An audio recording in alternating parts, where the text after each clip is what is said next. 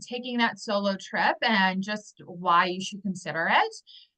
We're going to be talking about, of course, travel coaching. What is it? What sets it apart from being a travel agent or any other role, and how you can also combine that. We'll be mentioning why and how you can travel more mindfully and what that even means and looks like. And then how do you combine all of that? Travel coaching, solo travel, and mindfulness so that you could have a more enriching travel experience.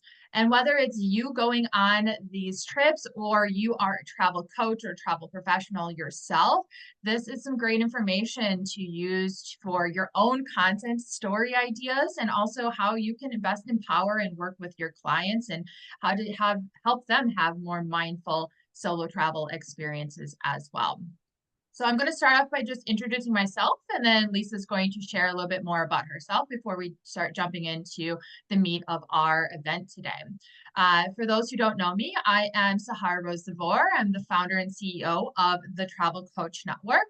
We are a global platform that trains, educates, and certifies travel coaches around the world. We are home to the world's first and only International Coach Federation, that's ICF, accredited certification program for travel coaches. We have members in 40 plus countries and it continues to grow. I went from a broke college student to backpacking to 84 countries solo as a solo female traveler over about 10 years or so. And so solo travel is in my blood and travel is just in my heart.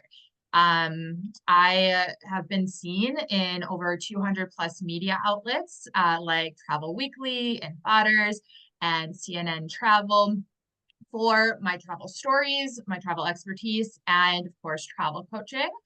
I was named one of 2023's most influential women in travel by Travel Pulse, which was pretty cool. And I also appeared on season 8 of Project Pitch It, which is a local kind of Shark Tank type of show, which was pretty fun. So I'm going to hand that on over to Lisa. Hello, can you hear me, first of all? Yes. Thank you so much for having me on. I'm really excited about talking about solo travel and mindful travel and sharing some safety and confidence tips. So I run the blog Girl About the Globe. It's for conscious solo female travelers. I've been blogging since 2012, which is a really long time. And since that time, I've actually seen so many more solo travelers, especially female travelers, now traveling the world. When I first started my blog, there wasn't that many resources out there for women traveling alone. So I wanted to create a community of solo female travelers and also to talk about what traveling was like as a woman by herself to different destinations and recommend safe destinations and basically how to solo travel. So I've been traveling for about 25 years on and off. I was a digital nomad for about 6 years.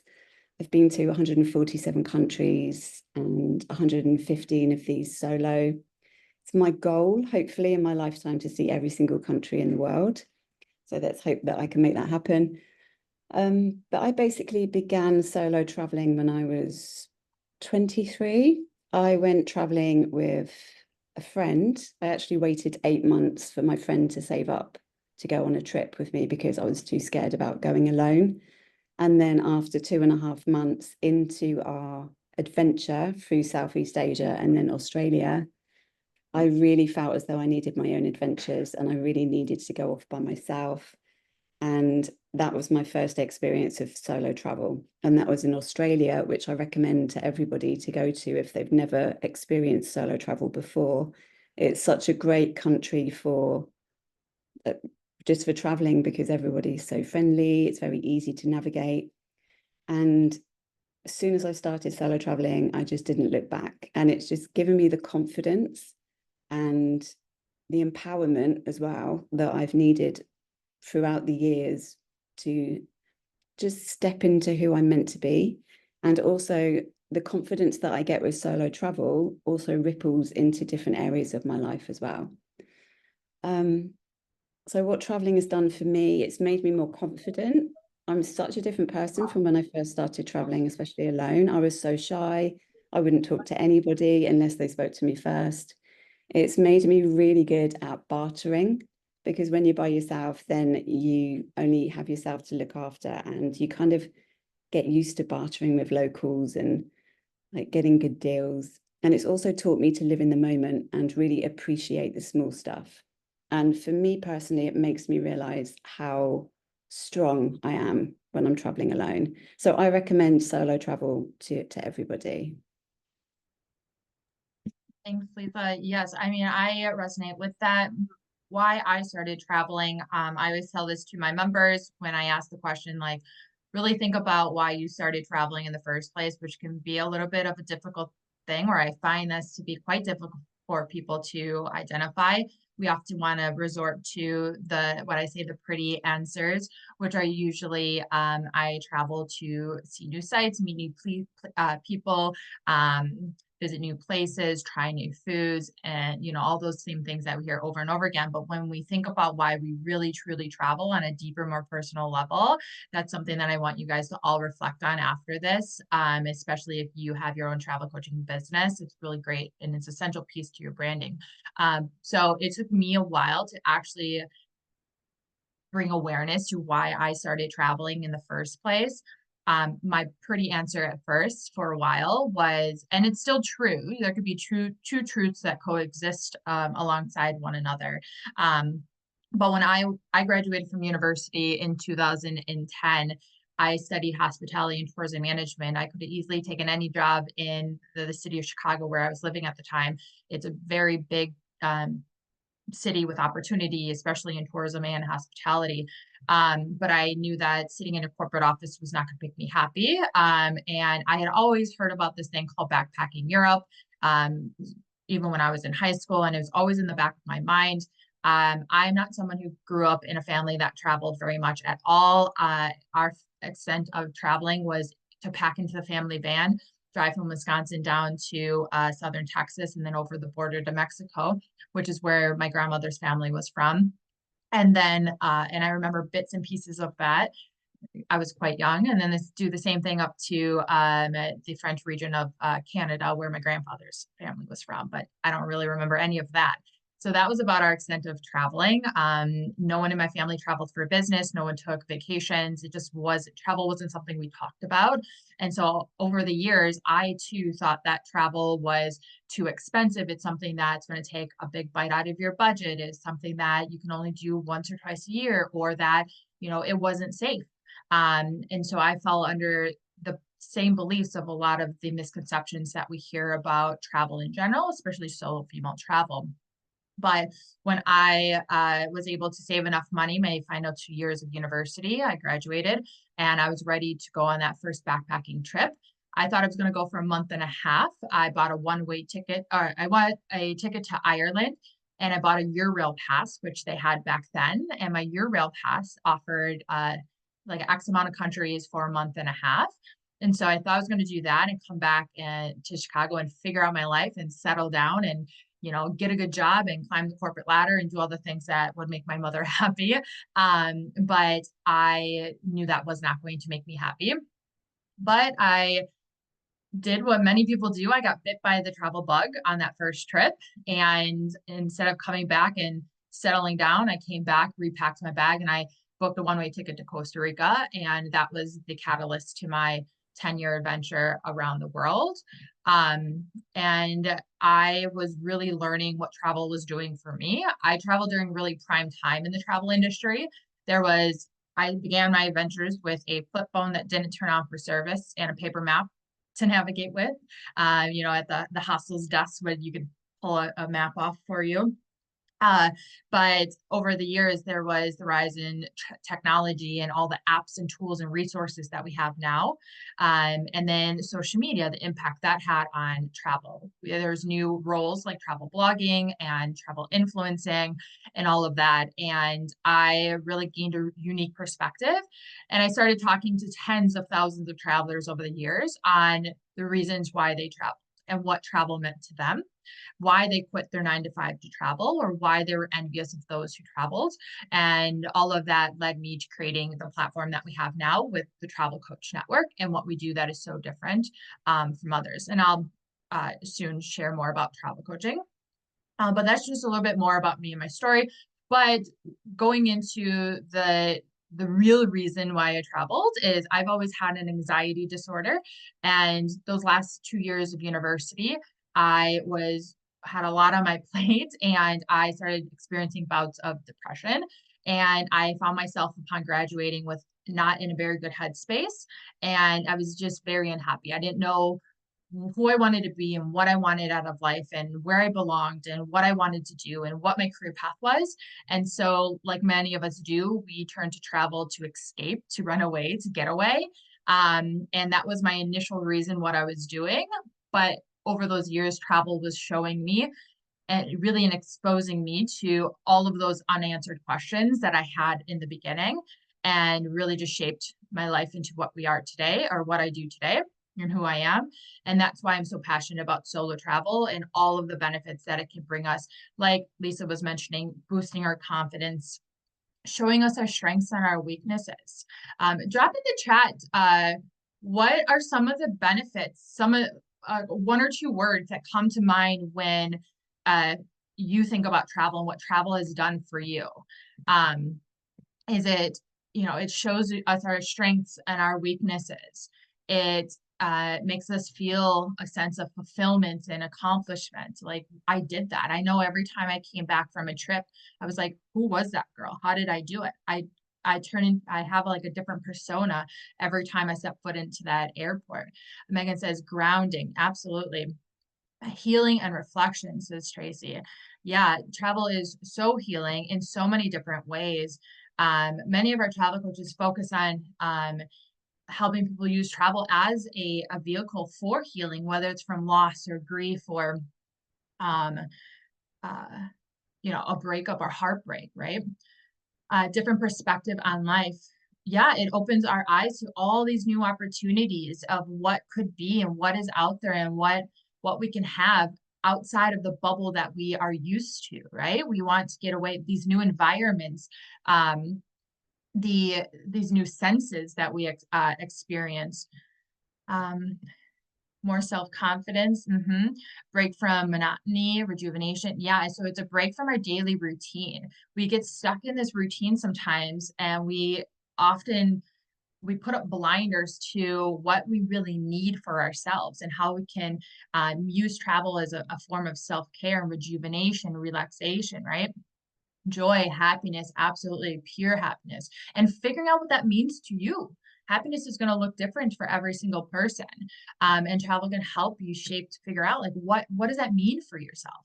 And so all of you travel coaches in here, take note of these different things and make those connections with who your ideal clients are. Experience freedom as a solo traveler. Freedom is a big thing that we hear people say, right? We get a sense of freedom. Well, freedom from what? Like, what are you looking for, right? So that means something different to each and every one of us. I've heard people say sense of freedom from cultural expectations.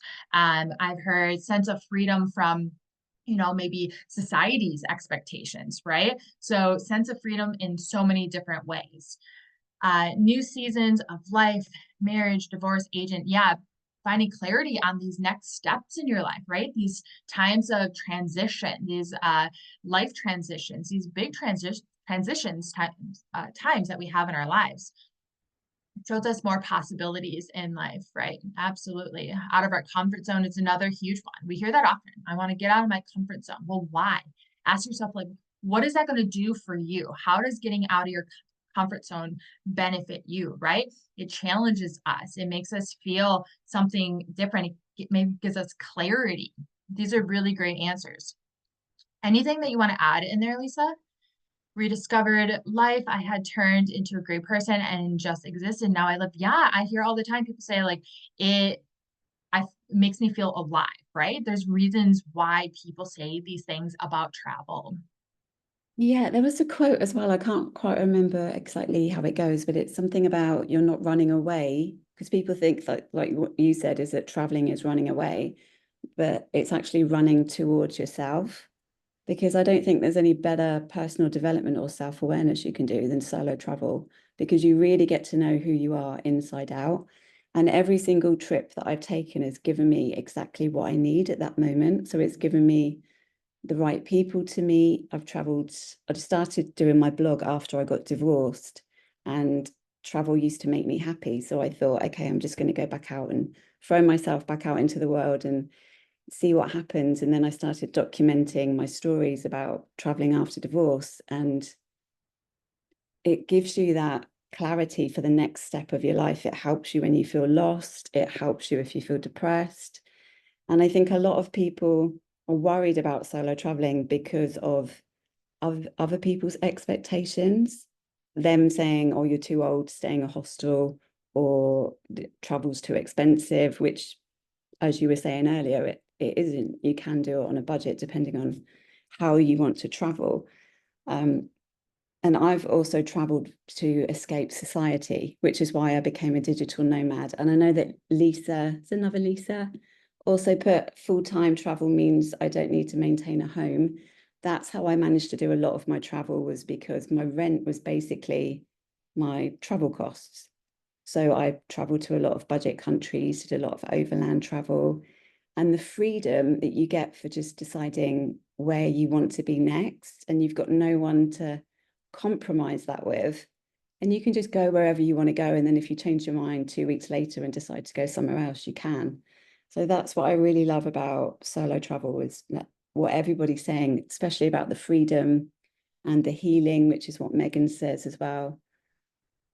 Yeah, the person that I am now, the person that I am after every single solo trip is a completely different version of the person that I left being.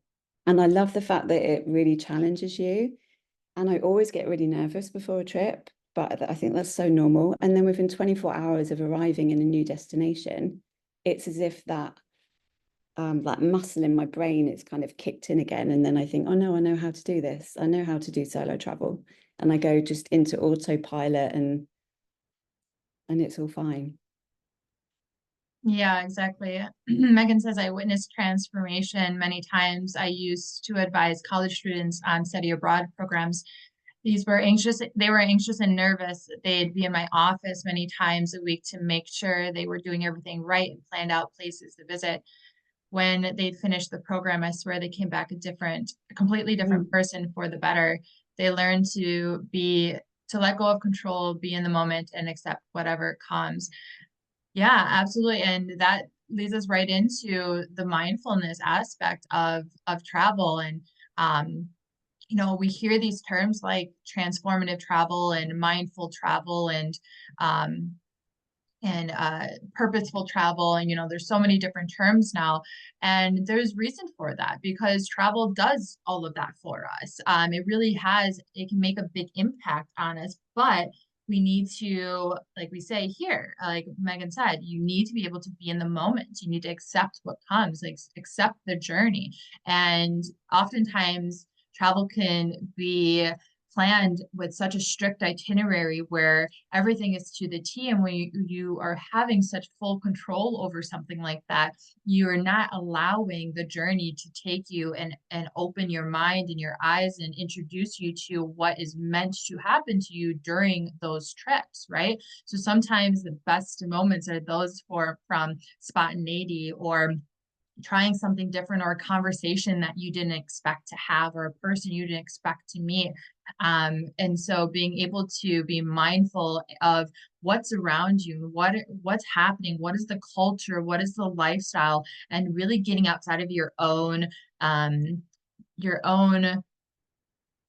like whatever you are used to, right? Like getting out of your comfort zone, and stop trying to control the whole situation because you are on a trip or on a vacation. You're really allowing that place and those people to help shape your entire journey, because you never know what the outcome could look like and what your life could look like. And Lisa, do you want to share a little bit more about mindfulness and how we can introduce that into our trips? Yeah, because my blog is all about conscious travel. And I think when people think about conscious or mindfulness, they can think a lot about the environment, which is, like being careful with wildlife tours that you take, make sure that they're ethical, visiting sanctuaries, plastic, things like that. But for me, conscious travel does embrace that, but it also embraces traveling with your eyes open, which means being completely aware of the country that you're going to, of any problems that are in the country. So not just surface traveling, but really delving deep into what is happening to the local people in the country, trying to channel any money that you spend into the local businesses. So I always just try and think how local, what can I pay for that would go immediately to the local people? And now there are a lot of social impact cafes and restaurants that have popped up where you can just go and have a coffee and a cake, and the cafe would employ disadvantaged people from the community. So it's all just about how you can give back when you travel. And also in regards to the cultural aspect as well, it's just being very mindful of the culture that you're going into. So dressing respectfully, which I have found in my 20 plus years of travel, a difference for different kind of women who are traveling solo. Because I always think beachwear should be kept to the beach, and then you kind of copy what the locals are wearing, just to be a bit respectful. So it's being mindful of the culture and the traditions and reading up about the faux pas before you arrive in a country so that you're not offending a culture or a different country. Yeah, and obviously just the reducing plastic as well, and just being very careful about what you're buying. So a lot of the souvenirs may be made from elephant tusks, or just looking at the supply chain as well to be an ethical shopper, and then just helping the local community, which is what I just mentioned before, and also mindfulness in regards to your own mind, which is just to embrace every single moment, which I think is what somebody mentioned before. So just knowing that you're never going to be in that place again, and things do happen when you travel, like serendipities happen or something might not go quite to plan, but that's okay, and that's just how it's meant to be, and just to embrace every single moment. Yeah, such great points. Anything else that comes to mind when you guys hear mindful travel or mindfulness or, intentional travel? Um, we hear this, the mindfulness is a huge kind of category that's being catapulted across various industries. It falls under that umbrella of wellness travel, and wellness travel is just continues to grow and grow and grow. There's new studies and reports out all the time of how big that industry is getting, and that's a very broad industry with all these subcategories within there, and mindfulness falls under that. And that's tied directly into the coaching world, right? So, how do you help people become more mindful during their trips and have these mindful experiences in order to have some sort of transformation through travel? If we believe that travel is transformative, which we know that it is, well, how can we help ourselves and help our clients have experiences that open the opportunity for transformation? And that leads me into, how do we combine all of these? How do we combine travel coaching with mindfulness and having these more intentional, meaningful experiences? Before I talk about that, if you guys are wondering what travel coaching is, I do see many people here in our travel coach certification program. So I'm sure you guys have heard of this before, of course. But there are various definitions, I think, out there of travel coaching. But under the Travel Coach Network, travel coaches do not focus on the booking phase of a trip. And when I say that, it's because there, when we think of a travel business, your mind automatically goes to a travel agent, right? A travel agent, travel advisor. It's a very traditional role in the travel industry. And a very traditional task of booking trips for people. And I know for myself throughout the years, that was I never wanted to be a travel agent. With I mentioned my anxiety disorder, my anxiety never allowed for me to take on that responsibility of someone's itinerary and bookings and everything. It just never aligned with what I wanted to do, despite having experience doing so for friends and family. Um, and I always believe there had to be another way to use your expertise and your passion and your beliefs in travel and your knowledge to help others. And so, under the Travel Coach Network, a travel coach doesn't focus on the booking phase of a trip. Instead, they help people set intentions for their trip and bring awareness to why they want to travel. Why do they want to get away? Where are these motivating factors coming from? So that when you can bring that to the surface, they can make better planning and booking decisions. They can figure out exactly where they should go and what they should be doing in order to reach those specific outcomes. So, helping people use travel as a medium or a tool or a vessel for things like transformation in their life or self discovery or human connection or finding clarity or whatever personal or professional goals that they have set for themselves or they have set pre-trip, right? So that goes into how do we combine all of this. So if you're a travel coach in here, this is a great way for you to kind of map out maybe how you want to work with your clients as well. But that pre-trip phase is really important. That's where that clarity is going to come into play by setting those intentions, setting those goals, and figuring out like what am I actually looking for?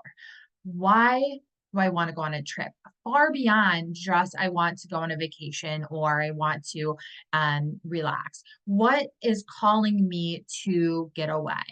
And is there a place in particular that's calling me to go there? Is it some place where I need to be immersed in a new culture? I want to be in surrounded by nature. Maybe you are someone who is a solo entrepreneur and you are, single and you are just used to being alone and you want to be in a new environment where you can connect with others, meet new people, make new friends.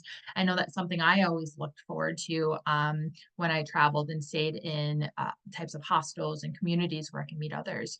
And so really bringing awareness to like, what are you looking to get away? Are you feeling a sense of escapism? What are you running from? What are you trying to seek? What are you trying to run to? Right. And how do you want to feel? How do you feel now? How do you want to feel during your trip? And how do you want to feel when you return? Not many people can continue on like Lisa and I had done backpacking. It's not feasible for everyone and not desirable for everyone. So when you return home, how can you use what you've experienced during that trip and apply that to who you are, to how you feel, to what your life looks like now?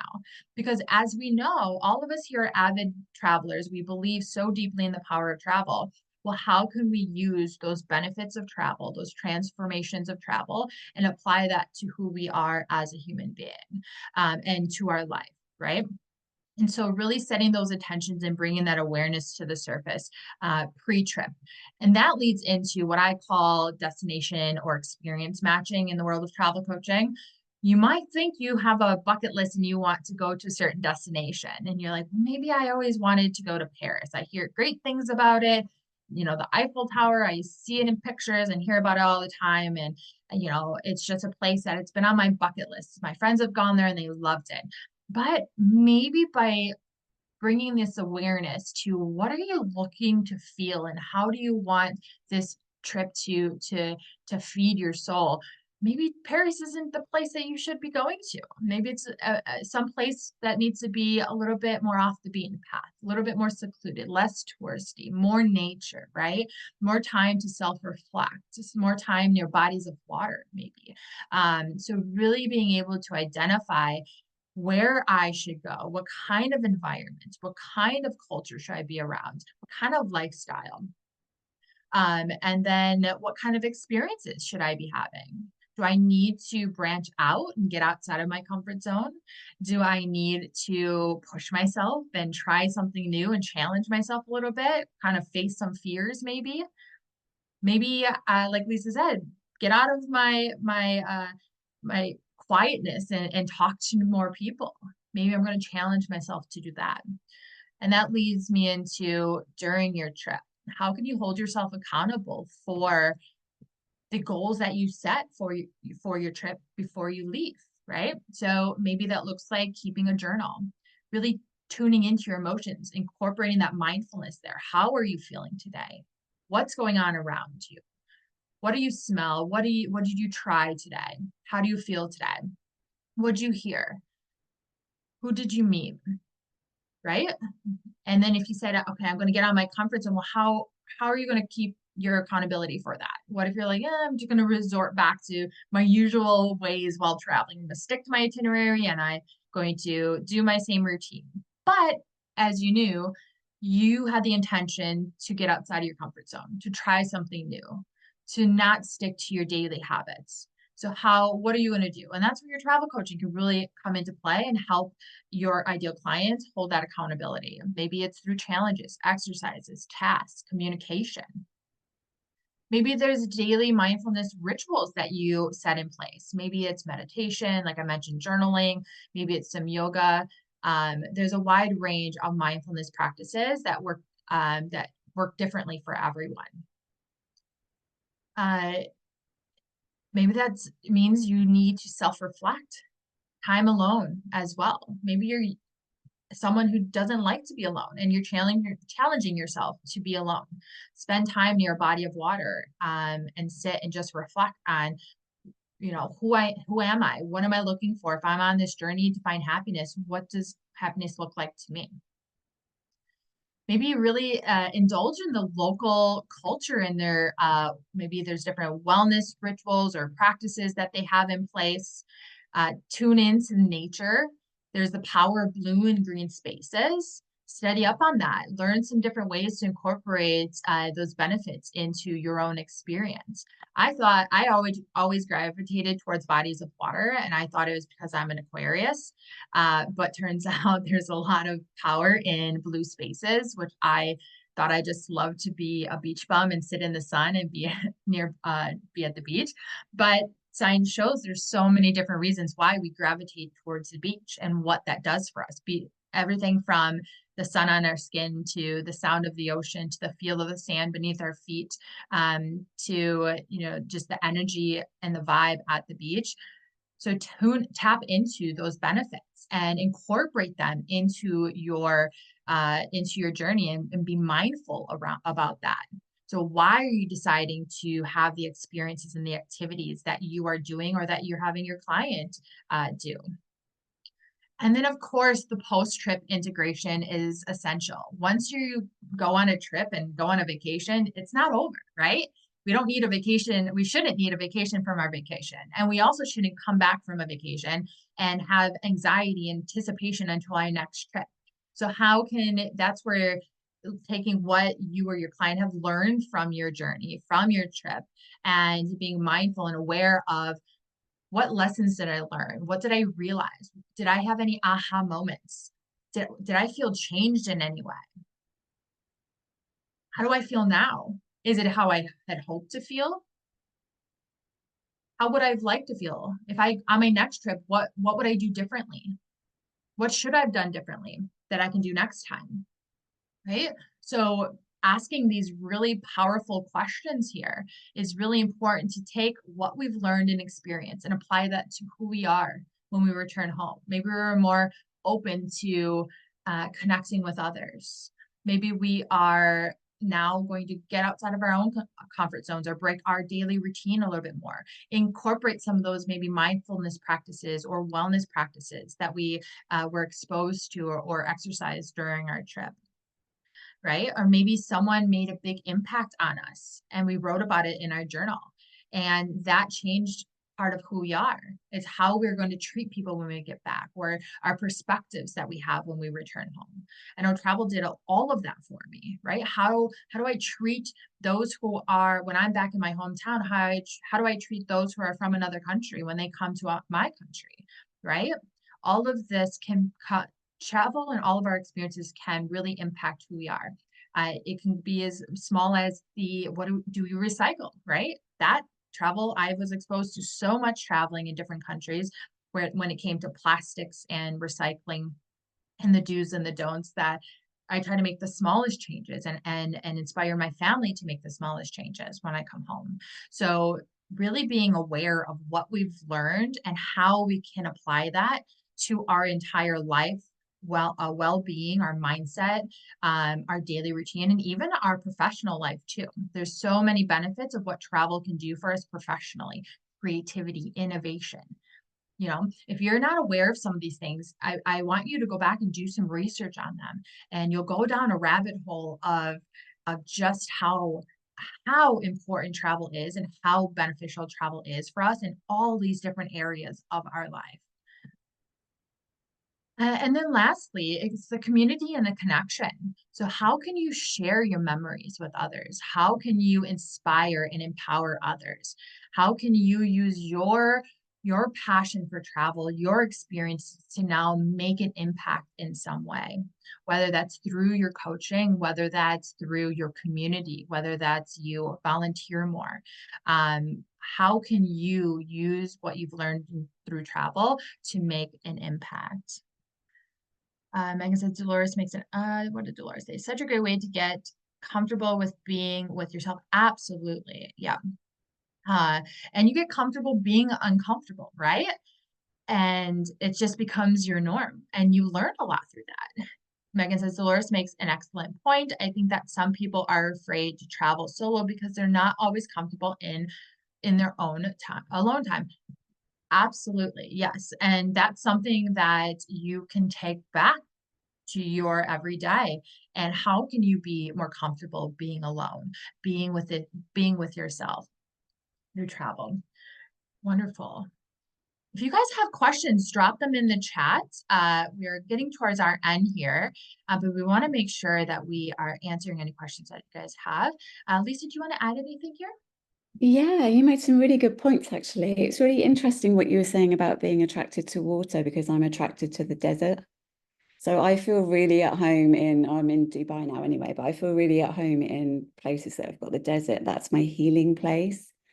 And also what you were saying about reverse culture shock. And I don't think people talk about that enough. And when I first wrote my book, which was a female guide to solo travel, I was living in Colombia at the time. So about 7 years ago, I wrote my book. And the first part of the book was all about the mindset for solo travel. So it's getting over other people's projections of fear and feeling that you can actually take that step and do it. And then it was the planning a trip and then what to do when you're actually on your solo trip, which is, like you were saying, a lot of people worry about or being alone or not being able to meet people. And it's very easy to meet people, especially when you're by yourself. I think you're more approachable to other. You have the most amazing adventures when you're by yourself.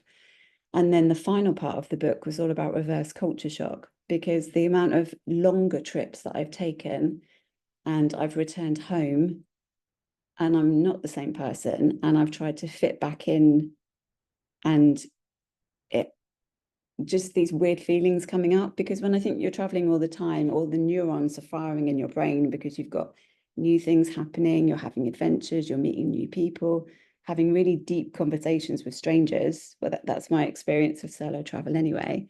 And then you get back and it's none of that's happening.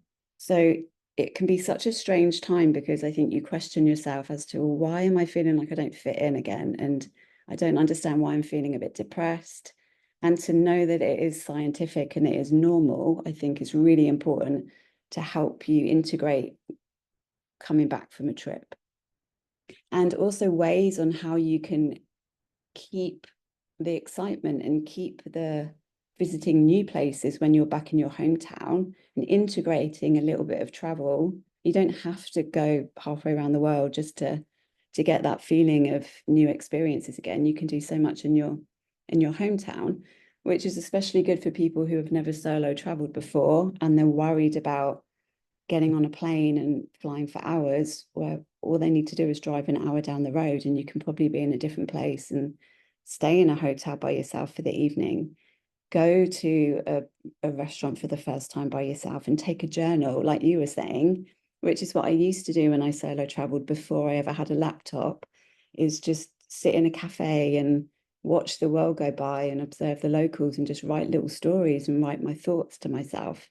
I kind of miss that now that we're all digital and online, but yeah, journaling's a great one as well. And also because I created a solo travel starter bundle, I created a little kit called a Solo Girls Self-Love Kit, because even though I've traveled a lot, I would still get bouts of homesickness, or I'd still get days when I didn't feel like I could do it, because I also get travel anxiety. So I created this little digital kit. And then whenever I go through it, it gives me 3 empowering songs to listen to, because music can really lift your mood. It gives me a support buddy if I'm really struggling, for who I can contact. And it helps put me back in touch with why I'm on this trip, because I think sometimes you can forget and you can get so in your own mind.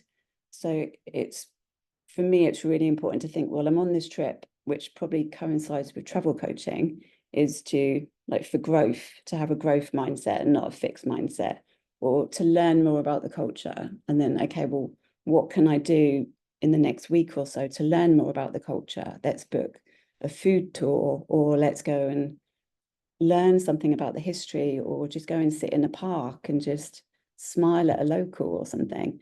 So that really helps to get me out of my, that headspace when you're solo traveling, and helps me really embrace why I'm traveling. Absolutely. Well, first of all, I should say you would think that my comfort zone would, or I would be gravitated towards the desert, with my name being Sahara, Yeah. versus the ocean.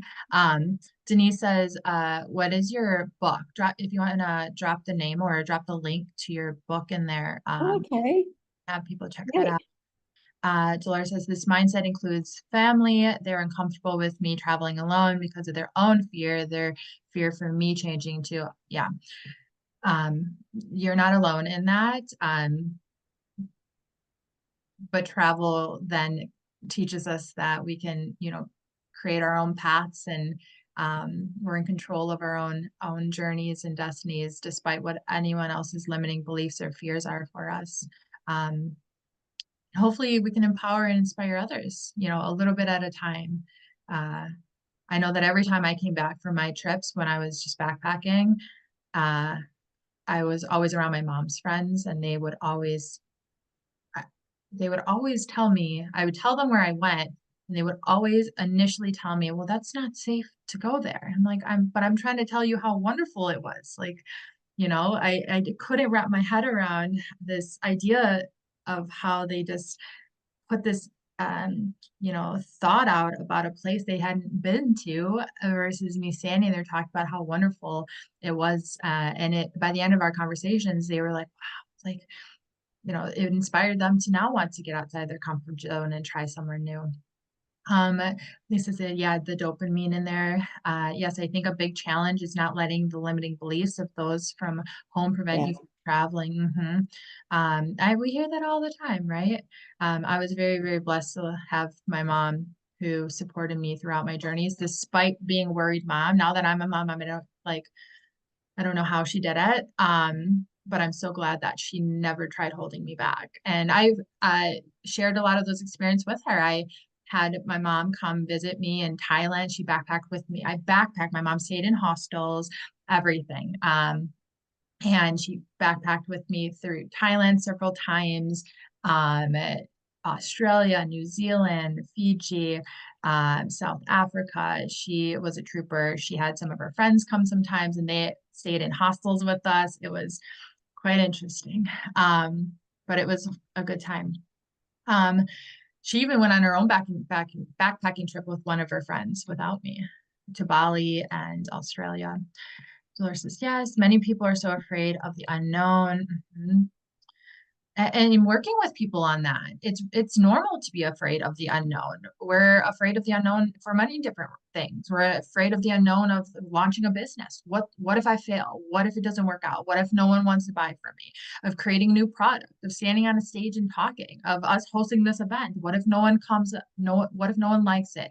What if no one um, if everyone leaves? There's so many what ifs in life. So working on figuring out ways to work through that for yourself. And then also if you have clients, working with that through your clients.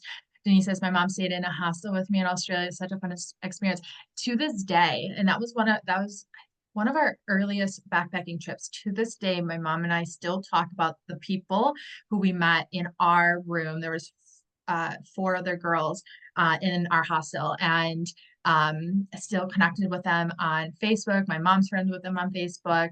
And one of them, I ended up running into her in Luang Prabang in Laos years later, which was just crazy. We didn't know we were there.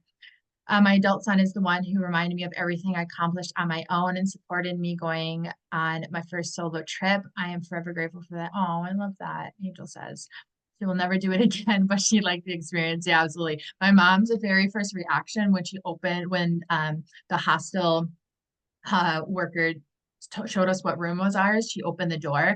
And as you know, if you guys have stayed in hostels, people, especially in Australia, you kind of people backpackers forget how expensive it is, so they tend to stay and start working, and therefore your hostel room becomes like your bedroom, and it was a bit messy. And so she opens the door, and my mom's like closes it. She's like, no, no, that's someone's room. We're not staying in there. That's someone's bedroom. And she's like, no, this is your room. Go inside. And so my mom had everyone clean up their messes, but they loved her. She cooked for everyone in hostels. Like people loved her. Wonderful. That's great. Denise, I haven't had the courage to stay in a hostel yet. I have the fear that I have to do it. I promise, just do it.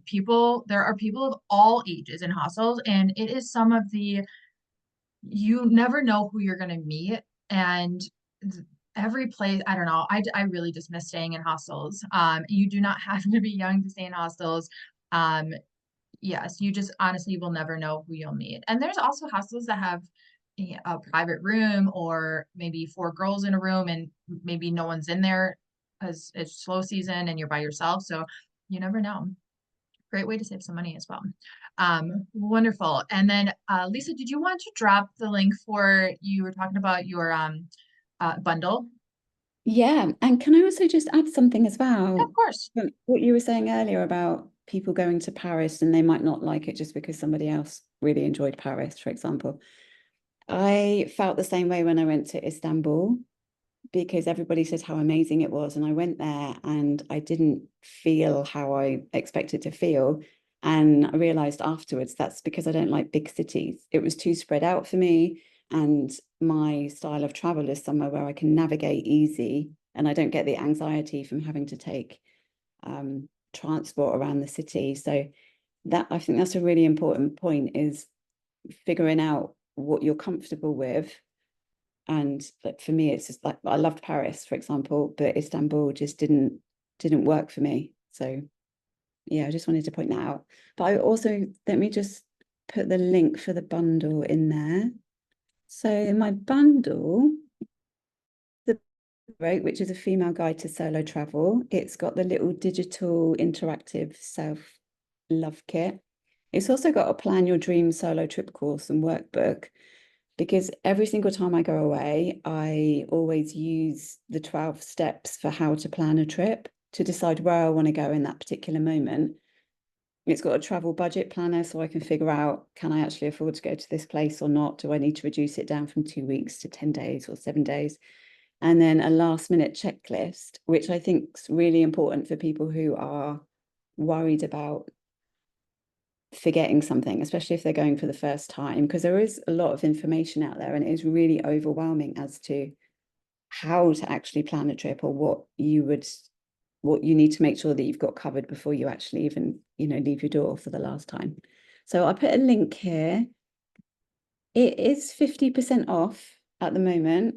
So it's the first 30 people is 50% off the bundle, and it includes all of that plus 101 solo travel tips as well. So I'll put it in there in case it resonates with anybody. I think do you have a code? Do they need a code for the discount? Yes, the code is your name, so it's Sahara50. So I just put that in there. So it's for the first 30 people who sign up, you get 50% off, and it's all digital. So as soon as anyone purchases it, it gets sent directly to their inbox. Wonderful. And if anyone, before we head out, is interested in the travel coach certification program, just a final reminder that we have a fall sale happening right now. Save over $700 when you join the travel coach certification program. We're doing the next 10 people get our ultimate travel business planner for free. So those who have the business planner always rave about how great it is, helping you plan throughout your entire business journey. you get the digital version for free. I can drop the link for that. And then Mayor says, is there such thing as travel fatigue? Because he Yes. hasn't gone further than 3 weeks in a solo trip. Yes. Can I answer that one? Yeah, of course. Please. Yeah, I've done a lot of longer trips, and I realize now that I didn't allow myself enough time to rest during those trips. Because I think if you're on the go all the time and you overplan trips, then this sounds quite privileged and quite entitled, but it can end up being a little bit of a chore. So I always make sure that I have at least one rest day a week. And then I've actually cut trips short because I haven't been appreciating where I am. Um, it's all just been a little bit too much. I've actually cut trips short because I've experienced travel fatigue, and I've gone back to where I was based at the time, because there's no point for me to go and experience a country if I'm not really appreciating it and really immersing myself in it. So I'd rather go back another time when I'm ready to travel again. I think it's like anything in life though, getting that balance. And I especially got travel fatigued when I was a digital nomad, and all I wanted was a base, which I now have. But now all I want to do again is travel. So it's just getting that balance, and kind of what kind of lifestyle you want. And if 3 weeks works for you, then 3 weeks is perfect. It's knowing your limit. And some trips are more demanding depending on which countries you go to. I've done quite a bit of Africa. I love doing the camping overland Africa trips, where you start in one destination and you finish 4 countries later in a different destination. But it's very exhausting, and it's not a holiday, really. You're always on the go, you're getting up early, you're cooking and everything. So by the end of a month, I'm ready to have a rest. But then, I don't know, a month in Bali or something is a completely different, you feel completely different after a month. So it just depends. But yeah, if 3 weeks works for you, then 3 weeks is perfect. Wonderful. Any final questions, comments, needs, concerns for Lisa or I? I want to thank you again, everyone, for joining us today. I know it is a holiday weekend for many of you guys. So tuning in to us today, we really do appreciate that. We hope that you got some inspiration for your own travels, as well as if you guys are travel coaches for working with your clients. You're very welcome, Megan. You're welcome, Becky. Any final words, Lisa? Just thank you everybody for attending, especially on a Sunday. And I know that I didn't really cover any safety tips or anything, but you can there's loads of safety tips on my blog, girlabouttheglobe.com. I can just put that in here actually. And I do actually have a little safety challenge, a 5-day safety challenge, and a 5-day confidence challenge as well. You're welcome, my friend. Wonderful. Perfect. Yes, her blog's amazing. Check that out. I'm going to be sending out this replay. Well, both of us will be sending out this replay, depending if you come from the TCN or from Girl About the Globes communities. We'll be sending this out with all the links that we mentioned today. And be sure to connect with one another. You guys are amazing human beings all around this world. I just love seeing when you guys are able to meet each other. But thank you again so much for joining us today, everyone. I hope that everyone has a wonderful rest of your weekend. If you guys have your holiday weekend, enjoy that as well. And yes, as Dolores says, travel on. Everyone, take care. Thank you. Bye-bye. Thank you. Bye.